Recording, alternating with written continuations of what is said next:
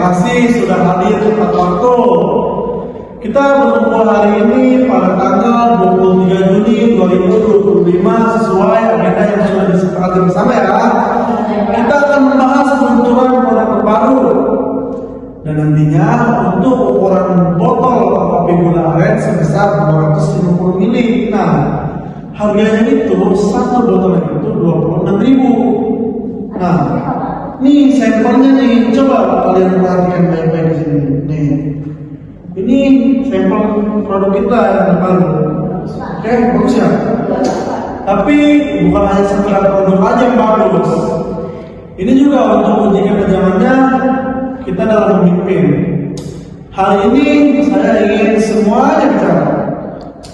Kita identifikasi permasalahan terlebih dahulu, pecahkan bersama dan jalankan dengan kesadaran. Oke? Saya akan mulai dari fakta dulu. Yang pertama, kita akan merilis produk kopi botol. Artinya ada banyak peluang yang kita kuasai. Ya kan, Sayuri? Ya. Yang pertama itu dari Mbak Rifah. Dari sisi produksi gimana Mbak? Jujur, ini adalah tantangan yang baru. Produksi kopi kemasan botol itu beda dari bubuk kopi yang kita buat sebelumnya. Jadi untuk rasa kopinya sudah stabil di lab. Tadi pas mencoba saat campuran itu naik 2 derajat. Jadi aftertaste-nya jadi pahit karena di dalam kopinya itu ada senyawa yang kalau tekanan suhu tinggi terlalu lama bisa pecah jadi asam klorat dan asam kopiat yang membuat rasa semakin pahit. Jadi kira-kira apa yang Mbak membutuhkan? Kita membutuhkan biaya produksi skala besar Pak, dan saya juga sudah membuat skema biaya produksinya. Nanti saya tunjukkan pastiannya. Oke, baik. Nanti kita siapkan produksi kopinya ya di hari sebelum tanggal produksi. Setelah dijelaskan oleh Mbak Rifah. Kalau dari operasional gimana Mbak Sari? Distribusi juga belum ideal Pak, dan kita menargetkan beberapa pekerjaan yang kita punya. Kalau kita langsung dari sekarang kita bakal chaos. Saya juga belum dapat SOP-nya yang pasti kalau ada pengiriman terlambat. Nanti saya akan pakai beberapa toko dulu untuk survei, lalu mengatur waktu tempuh dan waktu alumninya. Nah dari situ saya bisa bikin jadwal kenal toko mana yang dikirim pagi ya siang atau sore Pak. Oke, baik. Nanti kita jadwalkan simulasi pengiriman sebelum H-3 launching ya. Dan bagaimana untuk bagian pemasaran Mbak Yuliana? Yang bikin saya was-was, toko mitra belum siap pasang banner agar display produk Pak. Bahkan ada yang belum tahu kalau produk ini sudah launching bulan depan. Di sisi lain, aplikasi kita juga belum ada tester langganannya. Oke, baik. Mari kita breakdown masalah utamanya. Yang pertama, produksi belum siap, belum selesai. Yang kedua, rasa produk belum stabil. Yang ketiga, mitra belum siap dari sisi display. Dan yang keempat, promosi digital dan offline belum sinkron. Dan yang terakhir ada belum ada sistem distribusi dan belum mengkonfirmasi produk baru ke cabang. Nah, dari identifikasi permasalahan tersebut, kita harus prioritaskan untuk masalah kestabilan rasa dan belum ada sistem distribusi dan belum mengkonfirmasi produk baru ke cabang untuk diselesaikan lebih dahulu ya, karena itu paling penting. Nah, semua ini harus kita alami bersama-sama, setuju? Dan kita tangani satu pendekatan. Kalian terjun langsung kepada mereka dan bantu mereka, oke? Oke. Sekarang kita rencang tindakannya.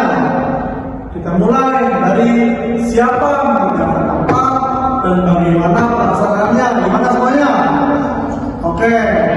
Siapa? Saya akan menjelaskan biaya produksi selama 3 hari mulai dari 8 Juni targetnya 75 botol. Total yang kita buat dengan prosedur persis seperti hari H, dari pencampuran, sterilisi sampai pengemasan.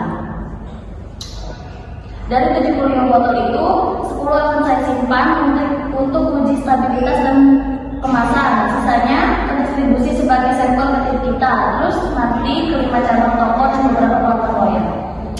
Dan untuk pemasaran, saya minta tolong buatkan kode QR-nya yang akan ditempel digunakan sebelum produksi massal agar mereka bisa kasih penilaian dan masukan. Oke, kalau gitu nanti saya juga akan ambil menu di bagian pengawasan proses pencampuran dan pemerekan mulai dari hari 7 sampai hari H. Saya akan Oke. Saya juga siap atur distribusi untuk toko yang di Lebaran. Nanti saya dan perwakilan tim yang akan survei sekalian. Nanti saya akan tentukanlah lokasinya agar tahu estimasi perjalanan. Dan saya akan mengkonfirmasi tentang produk kita ke mereka. Saya setuju. Laksanakan ya Pak. Gimana dengan penyimpanan saran Pak Yuli? Oh ya Pak, untuk promosi nanti saya akan aktifkan akun ini kita mulai pada tanggal 1 Juli. Kita juga akan upload teaser harian dan 3 tentang BTS produksi dan mengupload info launching produk baru kita yang masih promosi. Dan nantinya juga akan saya siapkan 3 influencer lokal untuk mengenalkan produk kita. Dan ini influencer yang akan kita gunakan dalam mereview produk kita. Oke. Paket promosi kedua kamu apa dikirimnya Pak? Saya juga mencoba memberikan pemahaman yang di awal ya untuk promosi agar tidak bisa menarik para konsumen. Nanti saya akan buatkan dan saya post Hamin seminggu ya Pak. Isinya poster, flyer, dan kode QR dan promo bundlingnya Pak. Saya juga akan bantu edukasi pengunjung toko supaya nanti cara mengenal produk dan berlaku. Oke, baik, laksanakan ya Mbak. Dan untuk bagian keuangan, bagaimana Mbak Silva? Oke, nah semua itu sudah saya lakukan anggarannya Pak. Jadi saya kasih gambarannya dulu ya Pak. Sip.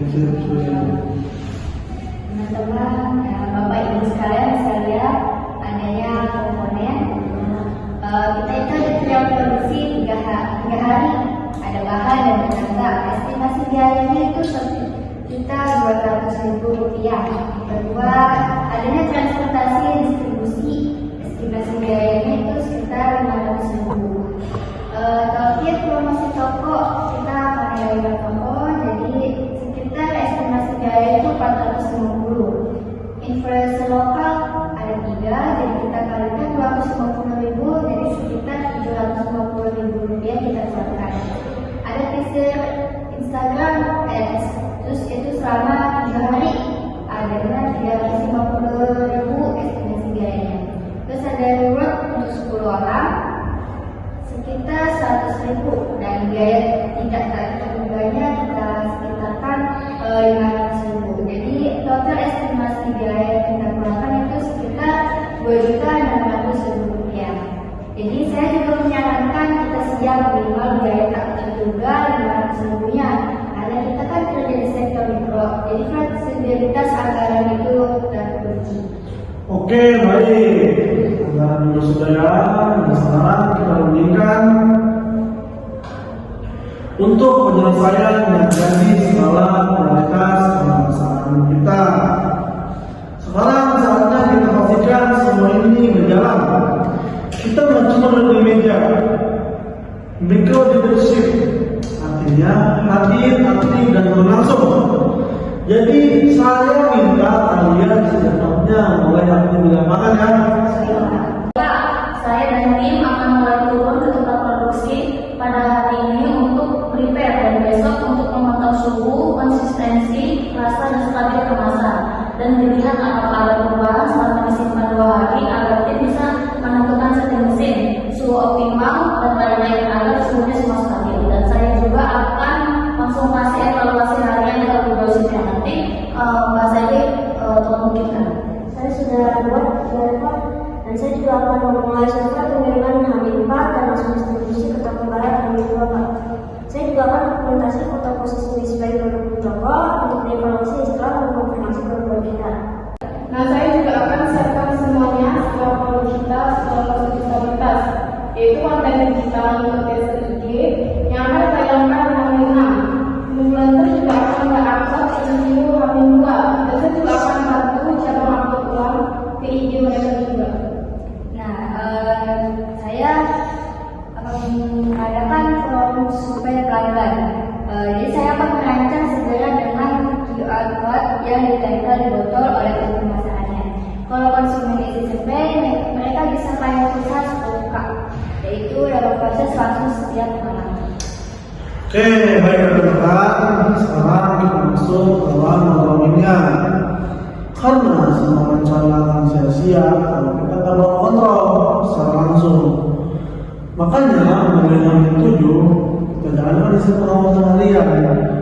kita nggak bakal lakukan formal panjang, tapi kita bakal update real time dan rapat evaluasi yang ringan aja. Saya juga udah siapin tugasnya. Kalian mengerjakan semua manajer. Setiap divisi cukup bisa divisi 3 poin sehari untuk melihat progres, kendala dan tindak lanjut. Contohnya seperti ini ya. Nanti kalian tinggal kasih kepada divisi. Oke, baik. Terima kasih Mbak Seri. Sekarang silakan giliran Mbak Lipa untuk memberikan skema tutorial produksinya, Mbak. Baik, saya akan jelaskan rencana kerja produksi. Yang pertama, menguji kestabilan rasa dan aroma. Kadang kalau aroma lebih panas, rasa lebih pahit atau aromanya hilang. Yang kedua, simpan produk hasil real selama 1-2 hari untuk melihat apakah ada rasa perubahan, bau, warna, dan kualitas. Yang ketiga, ada cek seberapa cepat mesin produksi jalan. Contohnya di baju besar, alat maha overhead dan lem sealer dan nempel. Yang keempat, mengevaluasi kemasan cycle. Ada potong mengembung atau suhu kopi saat dikemas terlalu tinggi. Yang kelima, ada simulasi alur kerja tim produksi. Misalnya, berapa menit untuk satu kali kemasan dan berapa start idealnya. Yang keenam, ada simpan produk hasil real selama 1 hari untuk melihat apa ada perubahan rasa, bau, warna, dan kualitas. Nah, di sini kenapa kita harus real produksi? Karena kalau langsung produksi massal tanpa real, ini risiko yang bisa terjadi. Yang pertama itu, rasa beda dari hasil jelek akan membuat pelanggan kecewa. Yang kedua, botol-botol akan menghukum, jadi kita akan merugi distribusinya. Yang ketiga, proses packing lambat, jadi distribusinya akan telat. Yang keempat, stafnya kelelahan, jadi kuman error itu tinggi. Dan untuk waktu ideal produksi ini kita jadwalkan H-7 sampai H-5 sebelum peluncuran resmi. Oke, siap. Terima kasih Mbak Lipa. Biasanya kita tepuk tangan. Baik, untuk memastikan semua yang tidak semua menulis laporan aja, saya akan ikut turun langsung. Saya rencanakan hadir di tempat produksi selama 3 hari 3 malam. Saya mau tahu langsung bagaimana bentuknya. Baik Pak, saya akan atur 2 kali pengecekan produk per hari dari jam 10 pagi sampai jam 5 sore. Nanti kita catat bagaimana saja yang cacat dan kenapa, dan kita foto semua produk yang gagal untuk dokumentasi. Saya akan pantau kesiapan kalkulasi dan juga koordinasi untuk distribusi dan komunikasi langsung untuk baru kita mencoba Pak. Kalau ada data yang macam tentunya akan saya alihkan. Lagi saya juga akan pantau engagement IG, baik itu komentar yang masuk dan testimoni dari toko. Dan saya juga akan pastikan semua influencer upload sesuai jadwal dan materi promosi mereka sesuai komitmen kita. Nah, jadi saya juga akan pantau pelanggaran dan hutan. Setiap divisi wajib lapor kita perperdana menjaga 2 aturan. Selain itu, saya yang proses sumber kilat, pelanggan, dan rekap hasil survei mingguan. Di hari kedua setelah peluncuran, saya akan mengumpulkan rapat yang benar. Di sini itu ada jumlah penjualan yang utama, feedback pelanggan QR, respon penjualan toko, dan hal apa aja yang bisa diperbaiki ke depannya. Dari situ kita bawa pada peluncuran, kita jadikan pada kerja untuk peluncuran, berikutnya hasil kita akan terangkan dan kemudian kita akan koreksi bersama-sama. Baik, terima kasih semuanya. Kita bukan perusahaan besar, tapi kerja kita harus besar. Kenapa? Kalau kita semua disiplin dan pengawasan, kerjanya kita akan terasa, dan itu bikin lomba kopi bisa tumbuh lebih baik. Sekarang kita tidak cuma punya rencana, tapi sistem untuk mengawal perkataan dan teknologi. Kita bukan brand besar, tapi cara kerja kita bisa besar. Karena kita serius, karena kita hadir, karena kita bekerjasama. Terima kasih semuanya. Kita mulai di depan, dan jangan lupa hadir, bantu dengarkan yang emosi. Setuju? Oke, maka saya tutup pada pagi hari ini. Sekian, terima kasih. Wassalamualaikum warahmatullahi wabarakatuh. Terima kasih atas partisipasi dan komitmen Bapak Ibu dalam rapat hari ini. Seluruh catatan, keputusan, dan tindak lanjut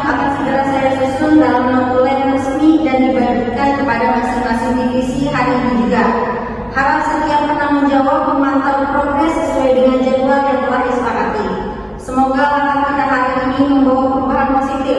Sampai jumpa di